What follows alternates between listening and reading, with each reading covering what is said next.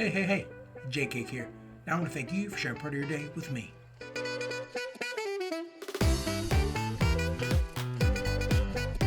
So I'm recording this video after the Home Run Derby. There were a few things that happened that I really appreciated. First and foremost, Adley Rutschman and his dad being able to share that moment, blasting those home runs from the left side of the plate, just barely getting that second one over the 440-foot mark, and then switching sides and blasting another 7 or 8.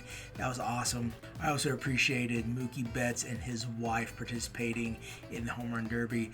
Mookie had played it up the whole week that he didn't have a chance because he was so much smaller, and then having the draw of Vladdy Jr. in the first round didn't help anything. And then once the extra time, the 30 seconds that everyone got was added on, and Mookie was taking his break from his first 3 minutes where he didn't call his timeout. His wife was asked, what does he need to do to come back? She said, he just needs to have fun. And that's really what it was all about for Mookie. He knew he didn't really stand a chance.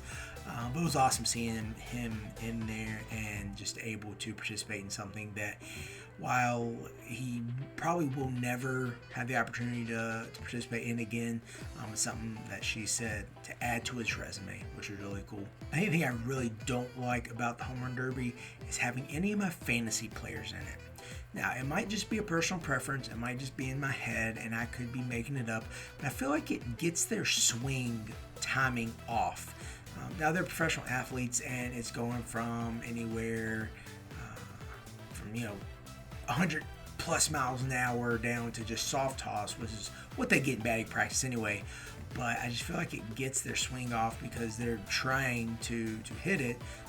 With the incentive 440 feet plus, you get extra time. So as enjoyable as it might be, I don't like to see my fantasy players in it. I did have Adolis Garcia this year, and he participated, and I'm glad he didn't get to move on because I feel like that would have been bad for his swing. He's doing so well for me this year in that Hot Rangers lineup. So we'll be talking about him more when it gets to the production for my fantasy teams. But wanted to go ahead and get that about the Home Run Derby out of the way. Also, my prediction for the All-Star Game.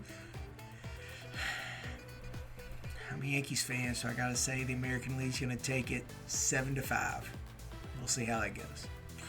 We're going to jump right into it, talking about the Cheese Weasels. I had a little bit of momentum from last week moving into this week. I did make a few moves and was able to jump up to 110 points, and I'm in 5th place now. Still looking to jump up in some of these categories. I am drawing nearer and nearer in home runs and RBIs and wins, but also continuing to draw more losses, which is losing me points. I have also increased my lead in strikeouts, and I have also maintained my lead in stolen bases, so that's good news. With having so much focus on pitching, trying to gain those wins, increase my strikeouts, and help my ratios in ERA and WHIP, this week's add and drops list is also dominated by pitching. I added Bryan Woo, Merrill Kelly, Pablo Lopez, and Braxton Garrett. I also picked up Joel Payamps to help in the holds category. And in order to draw closer in the home runs, I picked up J.D. Martinez and Jack Suwinski. The list of drops includes Bryan Woo, Josh Sborz, Taj Bradley, Andrew McCutchen, Pablo Lopez, Braxton Garrett, and Andrew Vaughn. Those that performed well for me this week included pitching from Joe Musgrove, Joe Ryan, and Aaron Nola, each getting me at least 18 strikeouts throughout the week. Josh Jung and Christian Yelich got at least 11 hits for me. Jung, Yelich, and J.D. Martinez got at least 6 RBIs each for me. Yelich, J.D. Martinez, and Jonathan India got at least 3 walks each for me. And India, Jung, Martinez, and Justin Turner each had at least 2 home runs for me. Speaking of those doing well for me, Yordan Alvarez should be coming off the IL here soon, and that'll be a huge boost to my team. Moving on to the Kent Murphy Dingers, this week I was playing the number 1 team in my division, the number 2 team overall. It was really close throughout the week. I thought I was going to be able to pull it out, but of course, a decision I made earlier in the week came back to bite me.